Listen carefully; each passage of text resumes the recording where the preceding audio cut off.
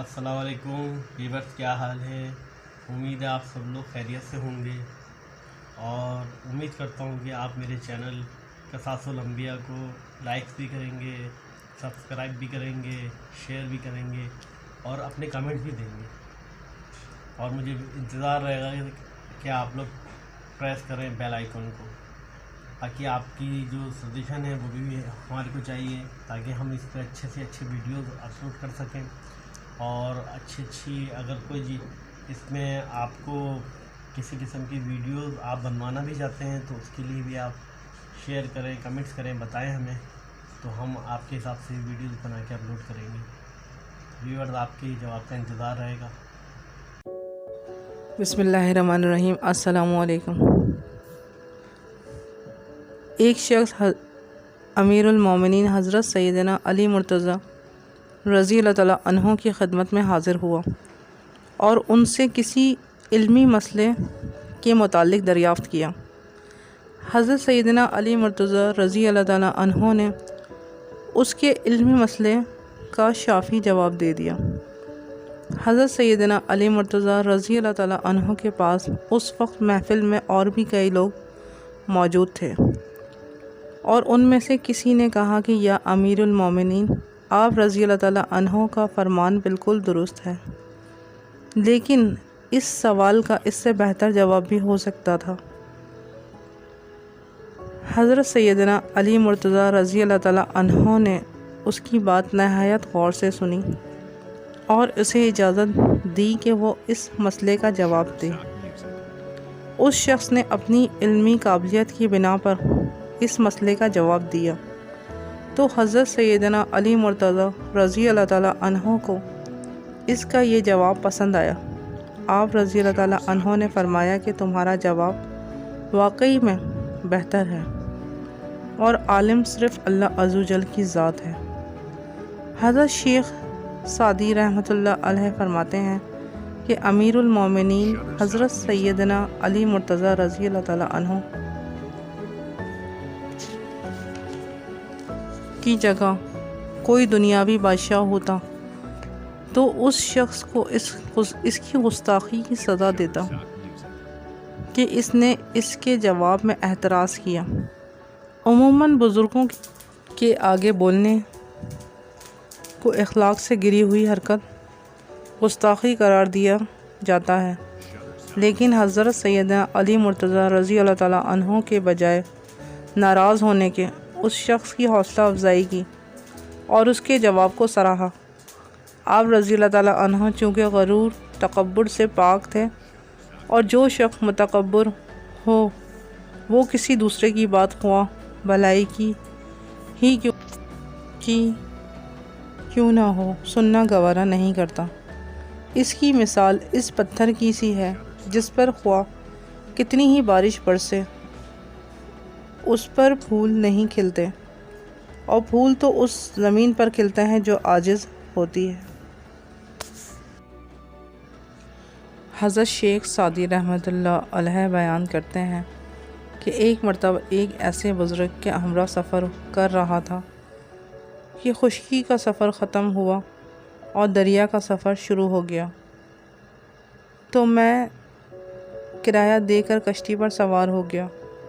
उन बुज़ुर्ग के पास कुछ न था, इसलिए वो किराया अदा ना कर सके और मलाहों ने बग़ैर किराया के इन्हें कश्ती में सवार करने से इनकार कर दिया। मुझे अपने हम सफ़र की इस हालत पर बेहद अफसोस हुआ और मेरी आँखों से आंसू जारी हो गए। इस बुज़ुर्ग ने मेरी जानिब देखा तो ज़ोर से हंसने लगे और कहने लगे, ऐ सादी, तू क्यों गम करता है? जो दरिया इस कश्ती को दूसरे किनारे पर ले जा सकता है वो मुझे भी दूसरी जानिब ले जा सकता है। ये कहकर उन्होंने अपना मुसल्ला पानी पर बिछा दिया।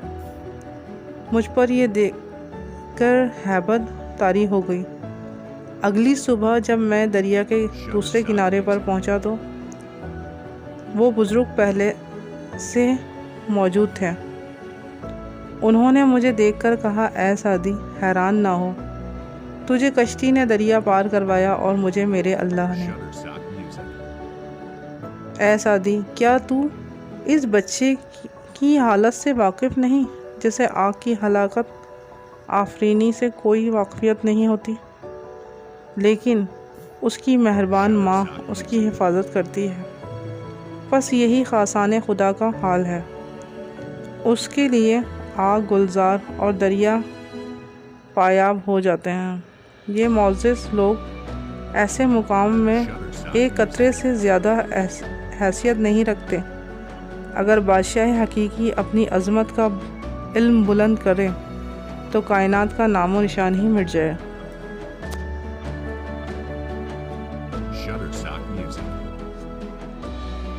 ایک بوڑھا شخص صبح کے وقت بھیک مانگنے نکلا اور ایک مسجد کا کھلا دروازہ دیکھ کر اس نے صدا لگانی شروع کر دی کہ ہے کوئی جو اس بوڑھے کو خیرات دے۔ ایک شخص نے اسے دیکھا تو کہا اے احمق، یہاں کوئی نہیں رہتا جو تجھے خیرات دے۔ اس بات پر بوڑھے شخص نے دریافت کیا یہ کس کا گھر ہے؟ وہ شخص کہنے لگا یہ اللہ کا گھر ہے۔ یہ سن کر اس بوڑھے پر وجدانی کیفیت طاری ہو گئی اور وہ کہنے لگا کہ اگر یہ اللہ کا گھر ہے تو اسے چھوڑ کر آگے جانا بے وقوفی ہے، اور یہاں سے خالی ہاتھ لوٹنا اس سے بھی بڑی بے وقوفی ہے۔ میں تو آج تک کبھی اللہ عز و جل کے کسی بندے کے در سے خالی ہاتھ نہیں لوٹا، تو پھر اس رب کے گھر سے خالی ہاتھ کیسے لوٹ سکتا ہوں؟ میں تو اس وقت تک صدا لگاتا رہوں گا جب تک میرا دامن مرادوں سے بھر نہیں جاتا۔ یہ کہنے کے بعد وہ بوڑھا شخص مسجد کے دروازے پر بیٹھ گیا اور ایک سال تک بیٹھا رہا اور صدا لگاتا رہا۔ نوبت یہاں تک پہنچ گئی کہ کمزوری کا غلبہ اس پر چھانے لگا۔ ایک شب اسی حالت میں اس کا دل ڈوب رہا تھا کہ ایک شخص چراغ ہاتھ میں لیے اس کے پاس آیا اور اسے مال دیا۔ ابھی اس بوڑھے میں زندگی کی کچھ رمق باقی تھی اور اس نے خوش ہو کر کہا کہ جس نے بھی سخی کا دروازہ کھٹکھٹایا وہ کبھی مایوس نہیں ہوا، البتہ شرط صرف اتنی ہے کہ سوالی صابر و شاکر ہو۔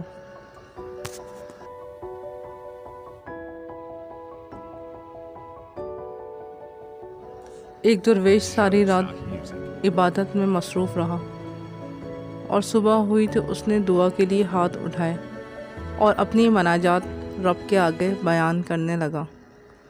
غیب سے آواز آئی کہ تیری دعا قبول نہ ہوگی، اس لیے تو اپنا وقت برباد نہ کر۔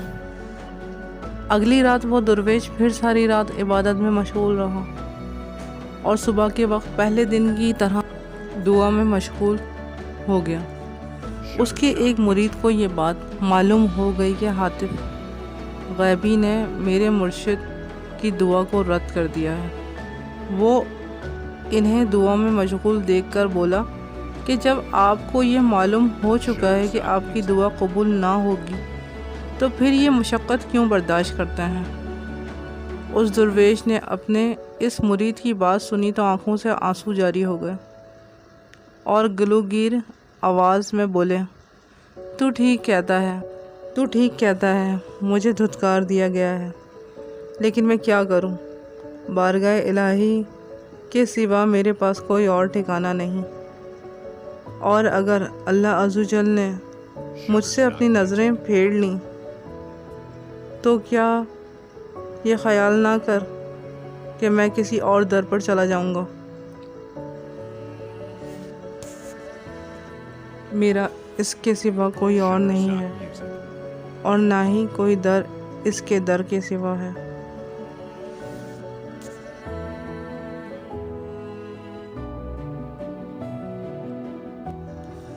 حضرت شیخ سعدی رحمۃ اللہ علیہ بیان کرتے ہیں کہ زمانے کے ظلم و ستم کا ستایا ہوا ایک درویش کسی امیر آدمی کے دروازے پر چلا گیا اور صدا لگائی۔ وہ امیر پرلے درجے کا کنجوس اور مغرور تھا۔ اس نے درویش کی صدا سنی تو بجائے اس کی کوئی مدد کرنے کے یا کچھ خیرات دینے کے اسے جھڑکنا شروع کر دیا۔ اس امیر آدمی کے ہمسائے میں ایک غریب نابینا شخص رہتا تھا۔ وہ درویش اس امیر کے دروازے سے مایوس ہو کر پلٹا اور اس نابینا شخص نے اسے اپنا مہمان بنا لیا اور جو کچھ اس سے ممکن ہو سکتا تھا وہ درویش کی خدمت میں پیش کر دیا، اور اس شخص کے ساتھ نہایت عمدہ اخلاق اور مروت کے ساتھ پیش آیا۔ درویش اس نابینا شخص کے اس حسن سلوک سے بے حد متاثر ہوا اور اس کی بھلائی کی دعا کر کے وہاں سے چلا گیا۔ نابینا شخص اس درویش کے ساتھ یہ سلوک کسی لالچ میں آ کر نہیں کر رہا تھا، بلکہ اس کی خدا ترسی تھی۔ ایک وقت کا کھانا کھلانا کوئی ایسی بڑی بات نہ تھی، لیکن اللہ عز و جل کو اس کی یہ نیکی بے حد پسند آئی اور اس کے حق میں درویش کی دعا قبول ہوئی۔ اس نابینا کی آنکھ کی روشنی لوٹ آئی اور اس کی آنکھوں سے پانی کے چند قطرے ٹپکے، جس سے اس کی آنکھیں روشن ہو گئیں۔ جب شہر کے لوگوں کو اس بات کا علم ہوا تو وہ حیران رہ گئے اور کچھ ہی دیر میں درویش کی کرامت کا شور سارے شہر میں ہو گیا۔ جب اس بات کا علم اس مغرور امیر کو ہوا تو وہ حسرت سے اپنے ہاتھ ملنا شروع ہو گیا اور کہنے لگا، افسوس، یہ شہباز تو میرا تھا جو اس نابینا کے جال میں پھنس گیا۔ یہ نعمت تو میرے لیے تھی جو اسے مل گئی۔ اس نابینا ہمسائے نے جب اس مغرور امیر کی بات سنی تو کہا کہ یہ شہباز تجھے کیسے مل سکتا تھا جو حریص چوہے کی طرح نکوسے ہوئے ہیں۔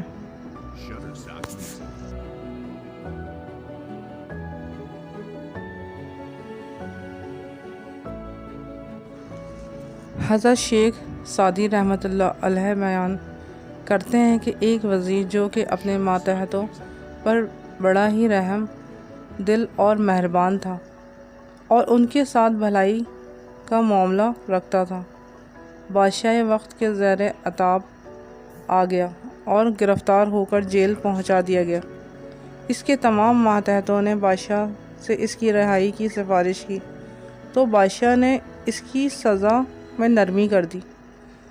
پھر کچھ اور لوگوں نے بھی اس وزیر کی بادشاہ کے سامنے تعریف کی تو بادشاہ نے اس کی سزا کو ختم کرتے ہوئے اسے رہا کرنے کا حکم دے دیا۔ ایک نیک شخص کو جب اس واقعے کے متعلق علم ہوا تو اس نے یوں تبصرہ کیا کہ دوستوں کا دل جیتنے کے لیے باپ کا باغ کو بھی فروخت کرنے میں کوئی حرج نہیں، کہ خیر خواہوں کے لیے دیگ پکانی ہو تو گھر کا سامان جلا دینا بھی مناسب ہے، جبکہ بدخواہوں کے ساتھ کی گئی نیکی کتے کے سیاہ منہ کی مانند ہے۔ اللہ عز و جل کے دشمنوں کی تنگ نظر آنکھیں موت کے نیزے میں پرو دینا ہی بہتر ہے۔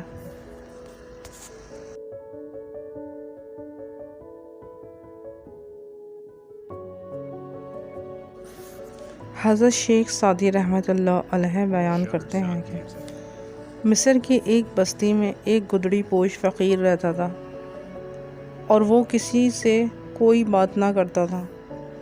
اس کی یہ خاموشی دیگر لوگوں کے لیے اس کی بزرگی کی دلیل بن گئی تھی اور لوگ اسے اللہ عز و جل کا نیک بندہ جان کر ہر وقت پروانوں کی طرح اس کے گرد منڈلاتے رہتے تھے۔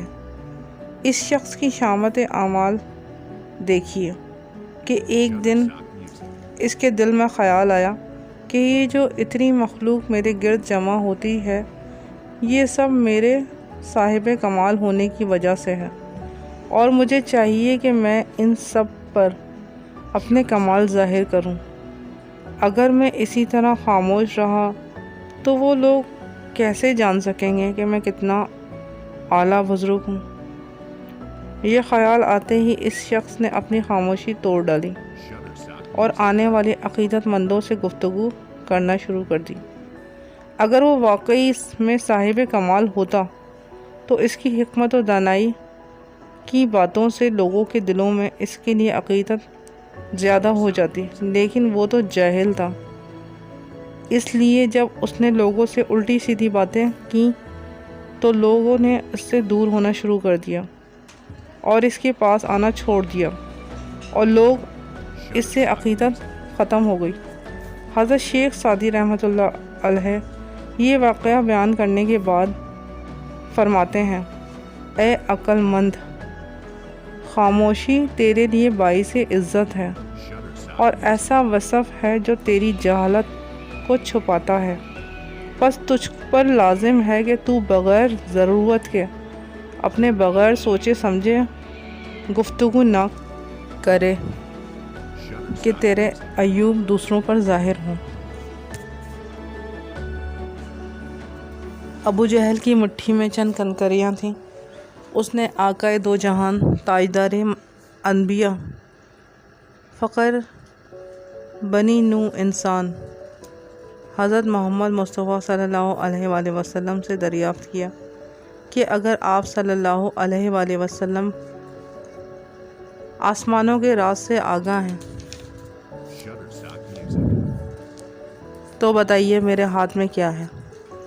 آپ صلی اللہ علیہ وآلہ وسلم نے فرمایا کہ میں بتاؤں یا خود بتائے جو تیرے ہاتھ میں ہے؟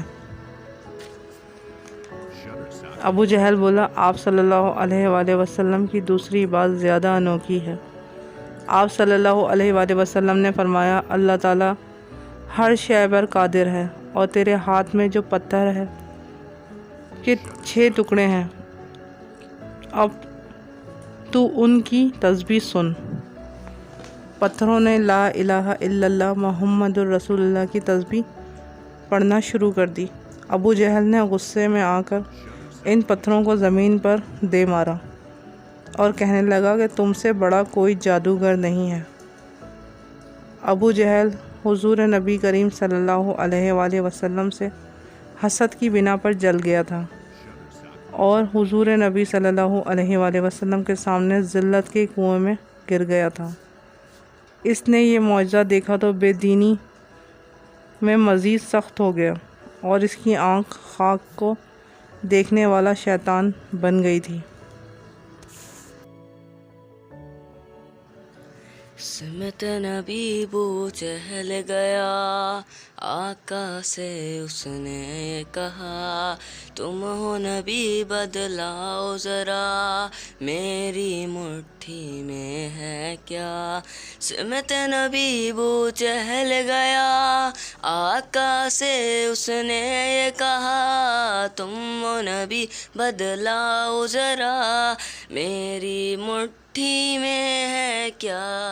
آقا کا فرمان ہوا اور فضل رحمان ہوا، مٹھی سے پتھر بولا لا الہ الا اللہ۔ اندر کا دشمن، اے بزرگوں، ہم نے باہر کے دشمن کو مار ڈالا ہے، لیکن اس سے بھی بدتر اور ذلیل دشمن باطن میں بیچارہ رہ گیا ہے۔ اس دشمن کو مارنے کے لیے عقل و ہوش کی ضرورت نہیں۔ باطن کا شیر خرگوش کے قابو میں آنا والا نہیں ہے۔ یہ نفس دوزخ ہے، اور دوزخ اژدہا کی مانند ہے کہ وہ دریاؤں سے بھی نہیں بھر سکتا۔ اگر تم 7 سمندر بھی پی لو پھر بھی اس کی سوزش کم نہ ہوگی۔ اس دوزخ میں پتھر اور سنگ دل انسان ذلیل ہو کر داخل کیے جائیں گے۔ اللہ تعالیٰ دوزخ سے کہے گا، کیا تیرا پیٹ بھر گیا؟ وہ کہے گی مزید لائے جائیں۔ پھر اللہ تعالیٰ لامکاں سے اس پر قدم رکھ دے گا اور کن سے ساکن ہو جائے گی۔ اللہ تعالیٰ کے سوا کون ہے جو اس کمان کو کھینچے؟ کمان میں سیدھا تیر ہی رکھتے ہیں۔ تمہارے تمام تیر ساڑھے ٹیڑھے ہیں، تم تیر کی مانند سیدھے ہو جاؤ اور اللہ تعالیٰ کی کمان سے چھوٹ جاؤ۔ اب ہمیں اپنے باطن کی جانب متوجہ ہونا چاہیے اور حضور اکرم صلی اللہ علیہ وآلہ وسلم کے توسط سے ہم جہاد اکبر میں لگے ہیں۔ اللہ تعالیٰ سے میں سمندر کو جھاگ کر دینے والی قوت چاہتا ہوں۔ دوسروں کو چیرنے پھاڑنے والا شخص بننا آسان ہے، مگر اصل شیر وہی ہے جو خود کو شکست دے سکے تاکہ اللہ تعالیٰ کی مدد سے اللہ کا شیر بن جائے اور نفس اور اس کے مغرورانہ عزائم سے نجات پا جائے۔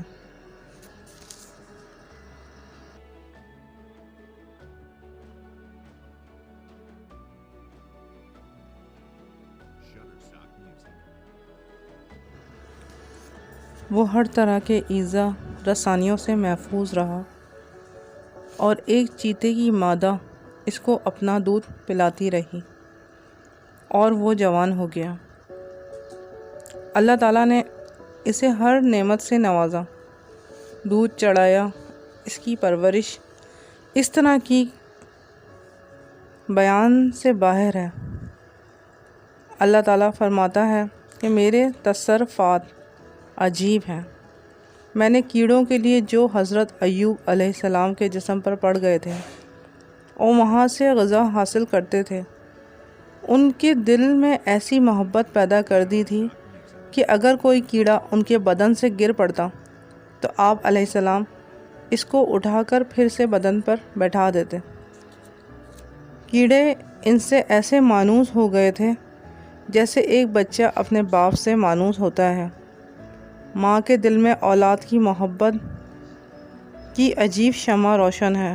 اللہ تعالیٰ نے فرمایا، میں نے اس بچے پر بلا واسطہ غذائیں پیش کی جنہیں اسباب سے کوئی دخل نہ تھا۔ ہم نے نمرود کی پرورش بغیر اسباب کے کی تاکہ وہ اسباب اختیار کرنے کے لیے پریشان نہ ہو۔ اس لیے سبب کبھی مسبب کا ذریعہ نہیں بنتا اور مسبب کو چھوڑ کر براہ راست ہم سے مدد حاصل کرے۔ وہ یہ عذر بھی کر سکتا تھا کہ اسباب کی طرف متوجہ ہونے سے میں اللہ سے غافل ہو گیا، چنانچہ اس عذر کو بھی ختم کر دیا گیا کہ وہ یہ نہ کہہ سکے کہ فلاں یار نے مجھے گمراہ کر دیا تھا، لیکن اس نے اس سب کا شکر اس طرح ادا کیا کہ میرے خلیل ابراہیم علیہ السلام کو آگ میں ڈال دیا۔ اس نمرود کی حالت اس شہزادے کی تھی جس نے شاہ کا شکر ادا کرنے کے بجائے تکبر کیا، اور اس لیے کہ وہ شاہ کی عنایتوں سے محروم ہو گیا۔ نمرود نے بھی سب مہربانیوں کو پاؤں تلے رون ڈالا تھا۔ اس نے خدائی کا دعویٰ کر دیا اور آسمان کی طرف مجھ سے جنگ کے لیے چلا، کیونکہ کسی نجومی نے اسے بتایا تھا کہ ایک بچہ پیدا ہوگا جو اس سلطنت کو ختم کر دے گا۔ اس نے لاکھوں بچے قتل کروا دیے کہ کہیں ان میں سے وہ بچہ نہ ہو۔ اس نے ان بچوں کو بے قصور قتل کروا دیا۔ تمام نعمتیں اور سلطنتیں اس کو ہم سے براہ راست ملی تھیں۔ ماں باپ کے ذریعے جن کو نعمتیں ملیں وہ سمجھ سکتے ہیں کہ یہ ہمیں ماں بابا نے دیے۔ ماں باپ بے شک ظاہری گمراہی کا سبب بنتے ہیں، لیکن اصل گمراہی کا سبب انسان کا اپنا نفس ہے، جو انسان کو اپنی برائیوں کی جانب نظر نہیں آتا۔ اس کتے کے گلے میں مجاہدوں کی زنجیر ڈال دو تاکہ حد سے نہ گزرے۔ اگرچہ کتے کو سدھار لیا جائے تو وہ پھر بھی کتا ہی رہتا ہے۔ نفس کو قابو میں رکھنے کے لیے محض مجاہدہ کافی نہیں بلکہ کامل ولی کی صحبت بھی ضروری ہے۔ تم کامل مرشد کا طواف کرتے رہو، اس سے فیض حاصل کرتے رہو۔ کامل مرشد کی صحبت سے تو نرم ہو کر تم دوست کے پاؤں کا موزہ بن جاؤ گے۔ قرآن مجید میں نفس کی خباثتوں اور ان کی وجہ سے انجام بد کے قصے جا بجا موجود ہیں، مثلاً قوم عاد کا قصہ۔ روایت میں آتا ہے کہ غار حرا میں جب حضور اکرم صلی اللہ علیہ وآلہ وسلم پر پہلی مرتبہ وحی نازل ہوئی تو آپ صلی اللہ علیہ وآلہ وسلم پر کپ کپی طاری ہو گئی۔ آپ صلی اللہ علیہ وآلہ وسلم گھبرائے ہوئے گھر تشریف لائے اور ام المومنین حضرت سیدہ خدیجہ رضی اللہ تعالیٰ عنہ سے آپ صلی اللہ علیہ وآلہ وسلم کو چادر اڑا دی۔ بعض روایت میں ہے کہ آپ صلی اللہ علیہ وآلہ وسلم قریش کی نافرمانی سے رنجیدہ ہو کر چادر اوڑھ کر لیٹے تھے۔ مولانا محمد جلال الدین رومی رحمۃ اللہ علیہ دوسری وجہ کو صحیح مانتے ہیں۔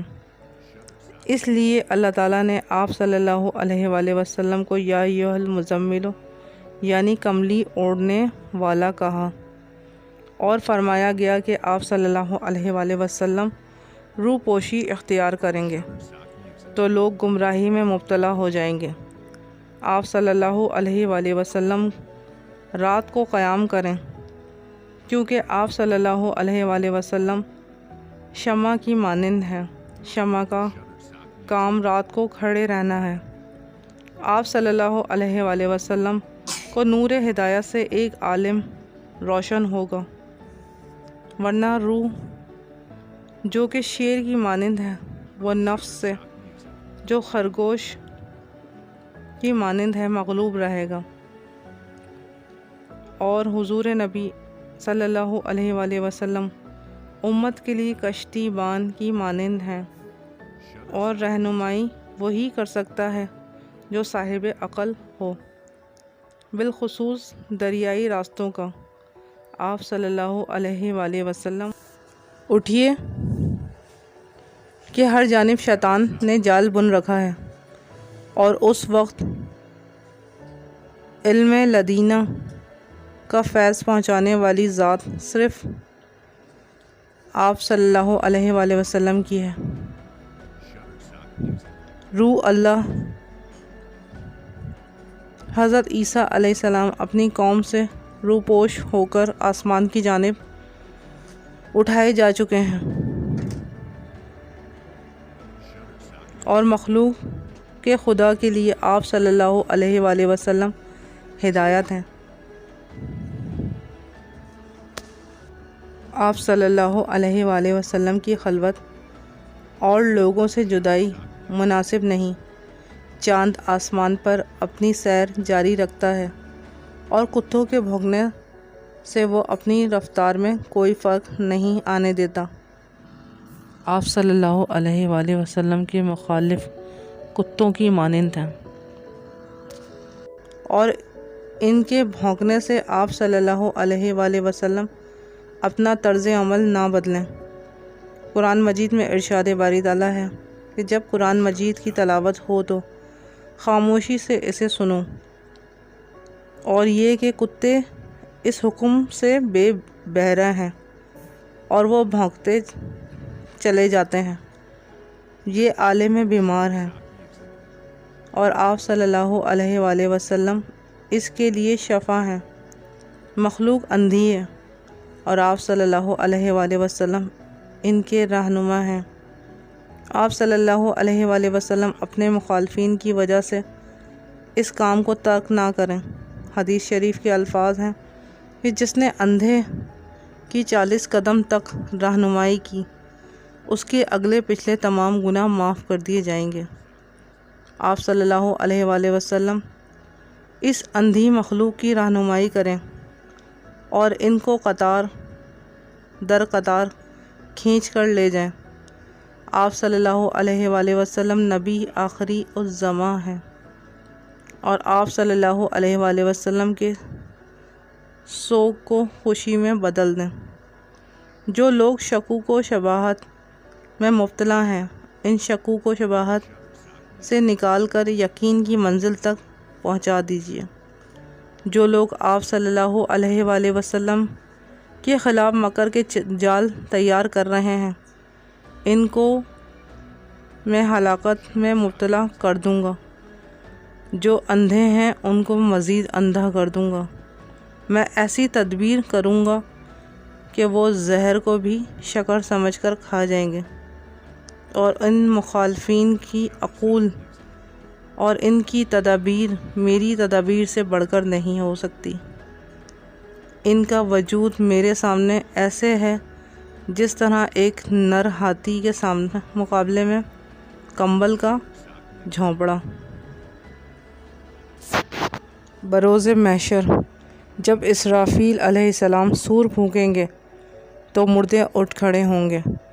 آپ صلی اللہ علیہ وآلہ وسلم یہاں اپنا سور پھونکیں اور اپنی نبوت کا اعلان کر دیں اور مردہ دلوں کو ابدی زندگی عطا فرمائیں۔ حضور اکرم صلی اللہ علیہ وآلہ وسلم نے فرمایا، مجھے اور قیامت کو ملا جلا بھیجا گیا ہے۔ جس طرح قیامت حق اور باطل میں تفریق کرتی ہے، اسی طرح میں بھی حق اور باطل کے درمیان تفریق پیدا کرتا ہوں۔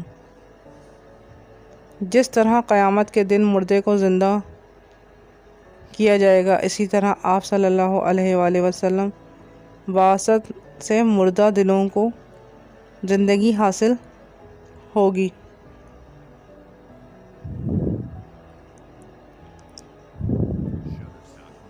اور یقیناً ایسا ہی ہوا۔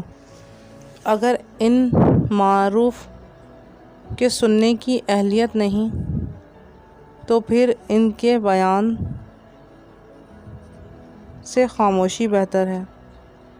اگر کوئی نادانی سے دعا کرتا ہے اور اس کی دعا قبول ہونے والی نہیں ہوتی تو وہ سقوط اختیار کر لیا جاتا ہے۔ مقام کا تقاضا یہ ہے کہ آپ صلی اللہ علیہ وآلہ وسلم کی سیرت کے پہلوؤں کو اجاگر کیا جائے کہ کملی سے اٹھ کر آپ صلی اللہ علیہ وآلہ وسلم نے کیا کیا، لیکن وقت کی گنجائش اس کی اجازت نہیں دیتی۔ آپ صلی اللہ علیہ وآلہ وسلم کی سیرت پاک کو بیان کرنے کے لیے عمر جادواں بھی ناکافی ہے۔ بہترین نیزہ باز سے یہ بھی کہا جائے گا کہ وہ گڑھے میں گھس کر نیزہ بازی کرے تو وہ بھی ذلیل و رسوا ہو جائے گا اور صحیح نشانہ نہیں لے سکے گا، کیونکہ اس کے لیے ایک وسیع میدان درکار ہے۔ بس معروف کا بیان تنگی وقت میں، اور وہ بھی عوام کے سامنے، اس کی بھی یہی صورت ہے۔ پہلے بیان کیا گیا کہ احمقوں کا جواب خاموشی ہے، تو اعتراض ہوا کہ ان معروف کو بیان کرنے میں اس قدر طویل تقریر کیوں؟ تو اس کا جواب یہی ہے کہ میں اللہ تعالیٰ کی رحمت سے مجبور ہوں، کیونکہ ان کی رحمت کی موج کرم اچھی زمین اور شور زدہ زمین سب کو برابر پہنچتی ہے۔ حضرت ابراہیم بن ادہم رحمۃ اللہ علیہ ایک دریا کے کنارے بیٹھے تھے۔ آپ رحمۃ اللہ علیہ پہلے بادشاہ تھے، پھر درویشی اختیار کر لی۔ آپ رحمۃ اللہ علیہ کے امراء میں سے ایک نے پہچان لیا۔ آپ رحمۃ اللہ کی یہ حالت دیکھ کر حیران ہو گیا۔ اولیاء اللہ رحمۃ اللہ علیہ لوگوں کے دلوں کا حال جان لیتے تھے، اس لیے اولیاء اللہ رحمۃ اللہ علیہ کے پاس جا کر برے وساوس کو دل میں جگہ نہیں دینی چاہیے۔ لوگ احمق ہیں کہ دنیاوی بادشاہوں کے پاس تو اخلاق سے جاتے ہیں اور اولیاء اللہ رحمۃ اللہ علیہ کی محافل میں فاسد خیالات لے کر جاتے ہیں۔ اگر تم کور باطن ہو تو بزرگوں کے سامنے زیادہ ذلیل بن کر جاؤ۔ حضرت ابراہیم بن ادہم رحمۃ اللہ علیہ کے اس وسوسے کو تاڑ گئے اور اب آپ رحمۃ اللہ علیہ نے اپنی سوئی جس سے گدڑی سی رہے تھے وہ دریا میں پھینک دی۔ پھر دریا سے سوئی واپس مانگی تو مچھلیاں سونے کی لاکھوں سوئیاں لے کر سطح آب پر نمودار ہوئیں۔ آپ رحمۃ اللہ علیہ نے فرمایا کہ مجھے تو اپنی سوئی چاہیے۔ پھر ایک مچھلی ان کی سوئی لے کر آئی۔ آپ رحمۃ اللہ علیہ نے اس شخص سے فرمایا کہ دنیا کی حکومت کا طلبگار نہ ہو بلکہ روحانیت کو طلب کر۔ عالم غیب ایک باغ کی مانند ہے جس کا تھوڑا سا حصہ اس دنیا میں موجود ہے۔ عالم غیب ایک مغز ہے اور دنیا اس کا ایک ادنا سا چھلکا ہے۔ اگر عالم غیب کے باغ میں قدم نہیں پہنچتا تو اس کی خوشبو حاصل کرنے کی کوشش کروں۔ نفسانی خواہشات کو دفع کر دو، عاشقوں کی صحبت میں رہو، اور جب عالم غیب کی خوشبو کو پاؤ گے تو روح عالم میں غیب کی جانب کھینچے گی اور بالآخر سینے میں تجلیات الہی کا ظہور ہوگا۔ حضرت یوسف علیہ السلام کی قمیص میں وہی عالم غیب کی خوشبو تھی جس سے حضرت یعقوب علیہ السلام کی آنکھیں روشن ہو گئیں اور ان کی بینائی واپس لوٹ آئی۔ یہی عالم غیب کی خوشبو حضور اکرم صلی اللہ علیہ وآلہ وسلم نے نماز میں محسوس کی اور فرمایا کہ نماز میری آنکھوں کی ٹھنڈک ہے، لطائف سستہ قلب روح، نفس سر خفی اخفی ایک دوسرے سے ملے ہوئے ہیں۔ اگر مصفا ہو جائے تو دوسرے بھی غذا حاصل کرتے ہیں۔ قلب کو ذکر کی غذا ملتی ہے تو دوسرے لطائف بھی اس سے متاثر ہوتے ہیں۔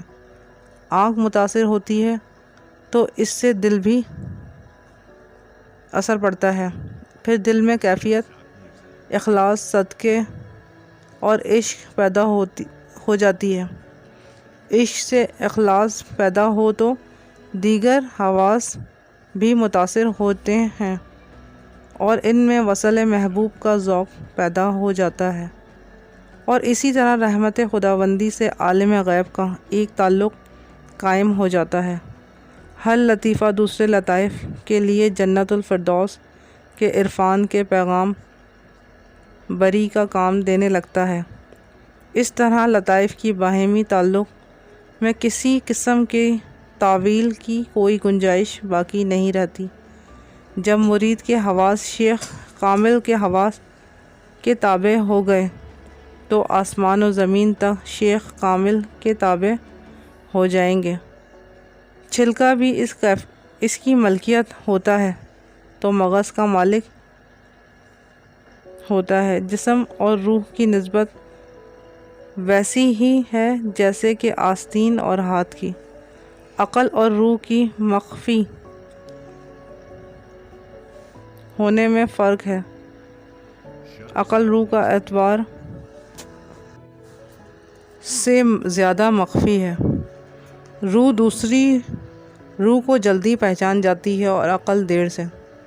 ہر انسان نے حضور اکرم صلی اللہ علیہ وآلہ وسلم کی عقل کو جان لیا اور ان کو عقل مند کہا، لیکن بے شمار لوگ آپ صلی اللہ علیہ وآلہ وسلم کی وحی کے استعداد کو نہیں جان سکیں گے، اور وحی کی استعداد کی بھی کچھ علامت ہے، اور چونکہ وہ نادر ہوتی ہے اس لیے عقل ان کو نہیں پہچان پاتی اور ان علامتوں کو جنون کا اثر سمجھتی ہے اور حیران ہو جاتی ہے۔ حضرت موسیٰ علیہ السلام نے حضرت خضر علیہ السلام کے کاموں کو مناسب نہ جانا اور ان پر اعتراض کیا۔ اسرار غیبی کو سمجھنے میں حضرت موسیٰ علیہ السلام جیسے عظیم پیغمبر کی عقل ناکام ہو گئی، تو ہم جیسوں کو اس کا ادراک کیسے ہو سکتا ہے؟ تحقیقی علم والا خاموشی سے اللہ تعالیٰ کے ساتھ خرید و فروخت میں مصروف رہتا ہے۔ اللہ تعالیٰ نے مومنوں سے ان کی جان اور مالوں کو جنت کے عوض خرید لیا ہے۔ ہر علم کا خریدار اس کے لیے مناسب ہے۔ حضرت آدم علیہ السلام کے علوم کے خریدار فرشتے تھے، نہ کہ دیو پری اور جن۔ جن لوگوں کا تعلق سفلی علوم سے ہے، ان کا تعلق چوہے کے علم کی مانند صرف خوراک کی تلاش ہے، لہٰذا ان کو اتنی ہی عقل عطا کی گئی ہے۔ دنیا کو اگر زمین کی ضرورت نہ ہوتی تو زمین کبھی نہ بنتی۔ اگر دنیا آسمانوں کی ضرورت نہ ہوتی تو ان کو بھی ہرگز پیدا نہیں کیا جاتا۔ سورج، چاند، ستارے سب ضرورت کے تحت ہی پیدا کیے گئے ہیں۔ اشیاء کے وجود ان کی ضرورت کی شدت کی وجہ سے ہے۔ پس تم اپنی احتیاج اور ضرورت کو بڑھاؤ تاکہ رحمت الہی جوش میں آئے۔ دنیا کا یہی دستور ہے، جب تک فقیر اپنی مجبوری اور ضرورت کا اظہار نہیں کرتا، اس کو کچھ عطا نہیں کرتا۔ عالم ناسود میں پھنسے ہوئے اگر ضرورت محسوس کریں تو اللہ تعالیٰ ان کو نور بصیرت عطا فرما دیتا ہے۔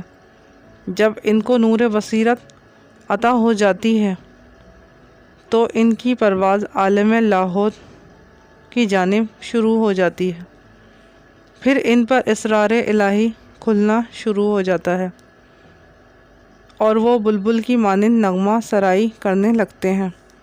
جسم اور روح کی نسبت اگر مفہوم سے ہوتی تو صرف اس قدر جیسا کہ پانی کی نہر پر یا پرندے کی گھونسلے سے۔ اس کا تعلق حقیقت میں غیر معلوم ہے۔ روح کی اس قوت فکر سے فکر یہ ہے کہ میں ہمیشہ اچھے اور برے خیالات آتے جاتے ہیں۔ جس طرح پانی بظاہر رکا ہوا نظر آتا ہے لیکن حقیقت میں یہ رواں ہے، اسی طرح روح ملا اعلیٰ کی جانب رواں ہے لیکن ہمیں اس کا احساس نہیں ہوتا۔ سطح آپ کی روانی خصص و خشاک کے گزرنے سے نظر آتی ہے، اسی طرح روح کی قوت فکریہ کی سطح پر جو چھلکے ہیں وہ غیبی پھلوں کے چھلکے ہیں۔ ان پھلوں کا مغز غیب میں تلاش کرو، لا محالہ اس کا کوئی منبع ہے۔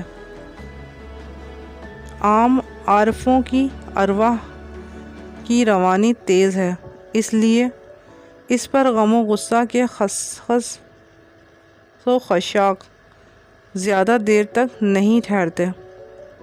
جب اس امیر شخص نے مچھلیوں کو حضرت ابراہیم بن ادہم رحمۃ اللہ علیہ کے تابع دیکھا تو اس پر وجدانی کیفیت طاری ہو گئی اور اس کو اپنی لا علمی پر افسوس ہونے لگا۔ پہلے اس کے دل میں وسوسہ آیا تھا، فقیر اختیار کرنے میں حیرانگی کا اظہار کرنے لگا۔ پھر جب اس پر اصرار کا دروازہ کھل گیا تو وہ ان کے عشق کا دیوانہ ہو گیا۔ اگر مرید فیض حاصل نہ کر سکے تو اس میں شیخ کامل کا کچھ نقصان نہیں۔ شیخ کامل تو ازلی دریا ہوتا ہے، کوئی پیاسا رہے تو اس میں کوئی کمی نہیں آتی۔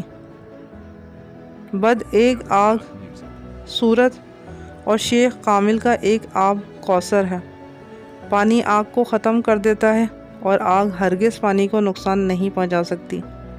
شیخ کامل میں ایوب ڈھونڈنے والا در حقیقت جنت میں کانٹے تلاش کرتا ہے، حالانکہ کانٹا تو وہ خود ہے۔ شیخ کامل میں عیب تلاش کرنے والا خود عیبدار ہے۔ جس ہنر کا شیخ کامل نہ سمجھے وہ ہنر نہیں ہے، اور جس یقین کو شیخ کامل یقین نہ سمجھے وہ یقین نہیں ہے۔ شیخ کامل کا قبلہ کی مانند ہوتا ہے اور اس کی طرف دور سے بھی رخ کرنے سے فیض حاصل ہو جاتا ہے۔ گدھا دلدل میں پھنسا ہو تو نکلنے کی کوشش کرتا ہے، اور یہ دنیا بھی دلدل ہے، اس سے نکلنے کی کوشش کرنے رہنا چاہیے۔ اور کوئی بدعمالی سے نکلنے کی کوشش نہیں کرتا تو وہ گدھے سے بھی بدتر ہے۔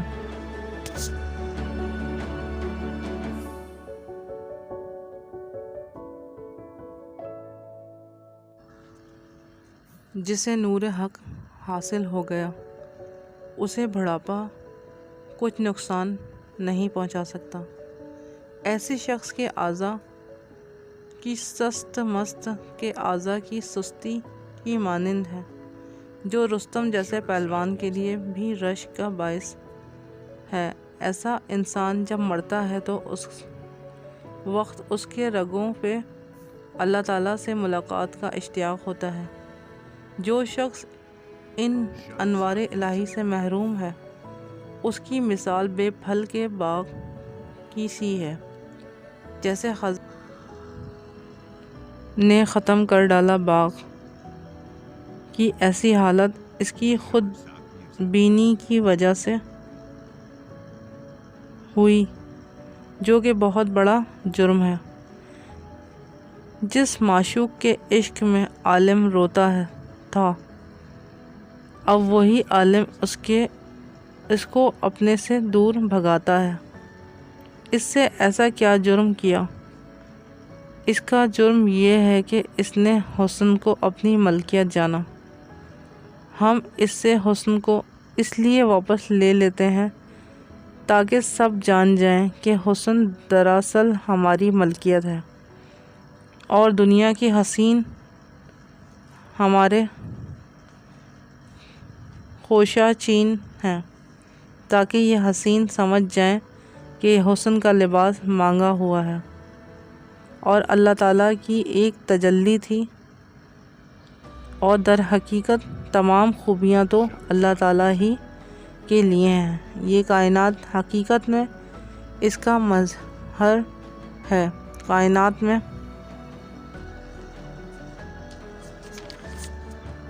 موجود سب خوبیاں عارضی ہیں اور یہ پھر اپنے مرکز کی جانب لوٹ جاتی ہیں۔ ان کا ظہور ایسے ہی ہے جیسے سے رنگے آئینے میں سورج کی روشنی نظر آتی ہے۔ جس طرح سورج کا نور ایک ہی رنگ کا ہے اور مختلف شیشیوں میں مختلف نظر آتا ہے، اسی طرح اس کی صفات ہے، اور جب وہ مظاہر باقی نہیں رہتے تو صرف ایک رنگ نور کا باقی رہ جاتا ہے۔ انسان کی صفات خداوندی کے بغیر مظاہر کا مشاہدہ کرنا چاہیے تاکہ کائنات کے فنا ہونے کے بعد بھی وہ اس نور کا مشاہدہ کر سکیں۔ تو نے مظاہر کے ذریعے اس کی صفات کے مشاہدے کی عادت کو خود کو ڈال رکھی ہے۔ حضرت حق اپنی صفت حسن کو واپس لے لیتے ہیں تاکہ جان سکے کہ یہ حسن تیرے پاس عارضی تھا۔ اگر تو اس نعمت کے زوال پر بھی اللہ کا شکر ادا کرے گا تو وہ تجھے اس سے سینکڑوں گنا زیادہ عطا فرمائیں گے۔ اگر حسن کے جانے پر تو نے شکر ادا نہیں کیا تو پھر خون کے آنسو بہاتا رہے گا۔ عوض تو شکر کو ملتا ہے، نہ کہ ناشکرے کو، کافر کو۔ کفار کے اعمال رائگاں جاتے ہیں اور اللہ تعالیٰ نے مومنوں کے قلوب کی اصلاح کر دی۔ ناشکرے سے حسن اور خوبی اس طرح زائل ہوتی ہے کہ پھر اس کا نشان بھی باقی نہیں رہتا۔ پھر کافر کو اپنے اوصان حسنہ یاد بھی نہیں آتے۔ ہمیشہ کی دولت صرف شکر گزاروں اور وفاداروں کو ہی ملتی ہے۔ قرآن مجید میں ارشاد باری تعالیٰ ہے کہ اللہ تعالیٰ کو قرض حسنہ دو، بس اس حکم پر عمل کرنے سے ہی تجھے بہترین اجر مل سکتا ہے۔ انسان اپنی ضروریات کو کم کر کے دوسروں پر خرچ کرتا ہے، تبھی اسے آخرت میں بہترین اجر ملتا ہے۔ جو سخی دوسروں پر خرچ کرے گا، دولت آخرت اس کے حصے میں آئے گی اور اللہ تعالیٰ انہیں بہترین جزا عطا فرمائے کر انہیں خوش کر دیں گے۔ جو کچھ انہوں نے خرچ کیا اس کو بڑھا کر انہیں واپس کیا جائے گا۔ اللہ تعالیٰ موت کو حکم دیں گے، ان شکر گزاروں سے تو نے جو کچھ چھینا وہ ان کو لوٹا دے۔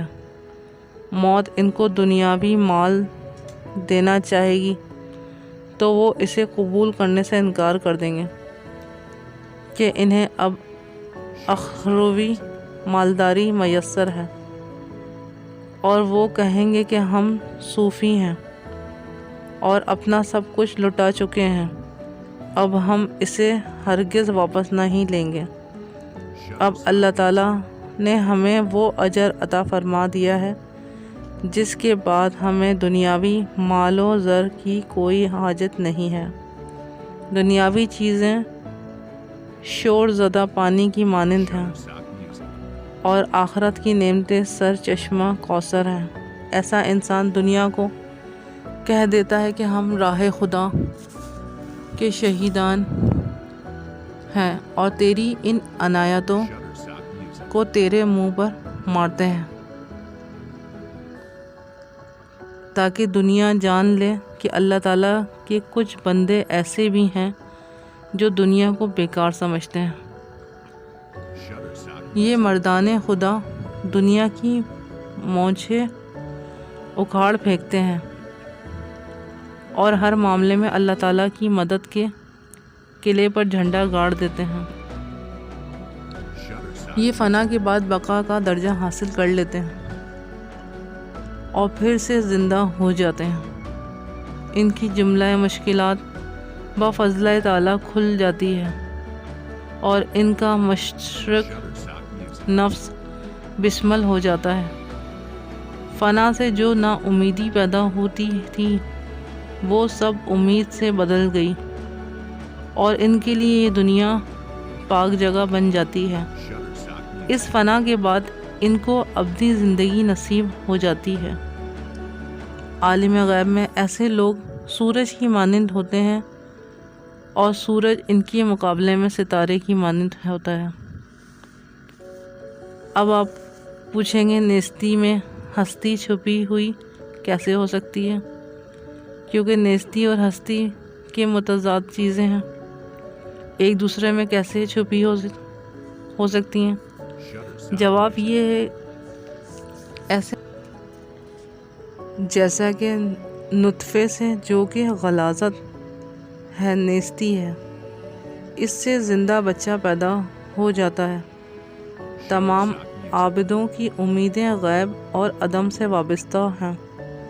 کاشتکار جس نے بیج بو کر اپنی کوٹھی خالی کر لی ہے وہ اسی پیداوار پر خوش ہے۔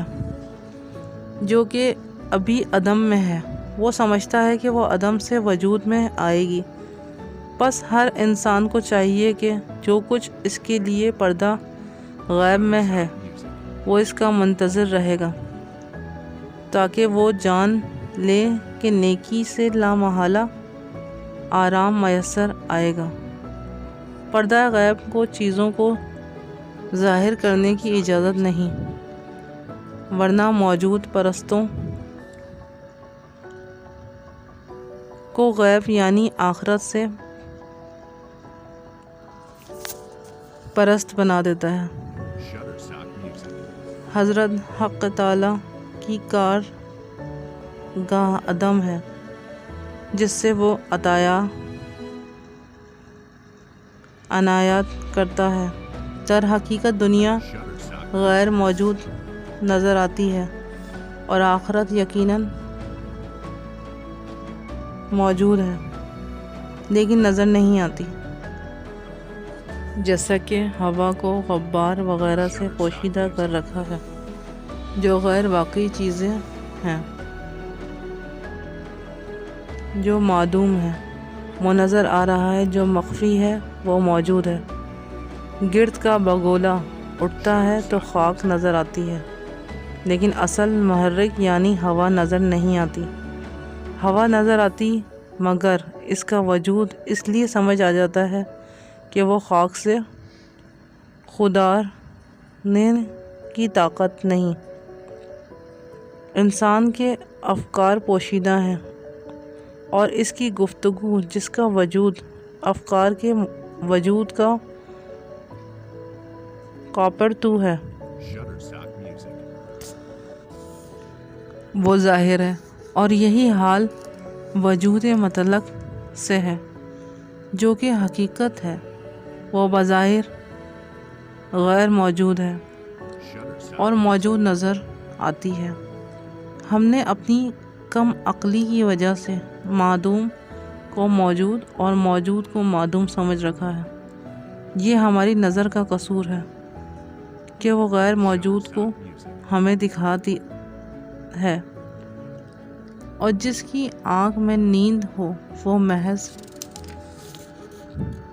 خیالی اور غیر واقعی چیزوں کو موجود دکھا دیتی ہے۔ عالم شہود جو کہ معدوم ہے موجود نظر آتا ہے، اور عالم غیب ہماری جسمانی آنکھوں سے پوشیدہ ہے۔ یہ حضرت حق تعالیٰ کی سحر آفرینی ہے کہ منکر غیر یقینی حقیقی سمجھتے ہیں۔ دنیا میں ایسے جادوگر ہوتے ہیں جو چاند کی چاندنی کو کپڑا بنا کر فروخت کر دیتے ہیں۔ دنیا کے متعلق ہماری بھی یہی حالت ہے کہ ہماری چاندنی کو کپڑا سمجھ رہے ہیں۔ دنیا دار کی عمر اسی دھوکے میں ختم ہو جاتی ہے اور وہ کچھ بھی حاصل نہیں کر پاتا۔ دنیا میں انسان کے 3 ساتھی ہیں: دوست، مال اور نیک عمل۔ ان 2 تو مرتے وقت ساتھ چھوڑ جاتے ہیں، مگر نیک عمل وفاداری کا مظاہرہ کرتا ہے اور ہمیشہ ساتھ دیتا ہے۔ موت کے وقت محض دوست قبر تک ساتھ دیتے ہیں اور واپس لوٹ جاتے ہیں، اور نیک اعمال انسان کی قبر میں اس کے ساتھ ہی رہیں گے۔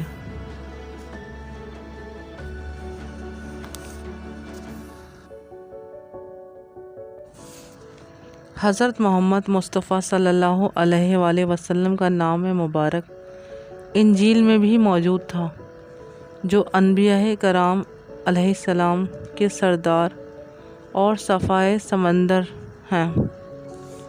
ان کے حلیہ اور شکل مبارک کا ذکر بھی انجیل میں موجود ہے۔ ان کے جہاد، روزے اور کھانے کا ذکر بھی تھا۔ عیسائیوں کی ایک جماعت ثواب کی خاطر جب ان کے نام اور ذکر پر پہنچتی اس متبرک نام کو بوسہ دیتے اور آپ صلی اللہ علیہ وآلہ وسلم کی تعریف کرتے۔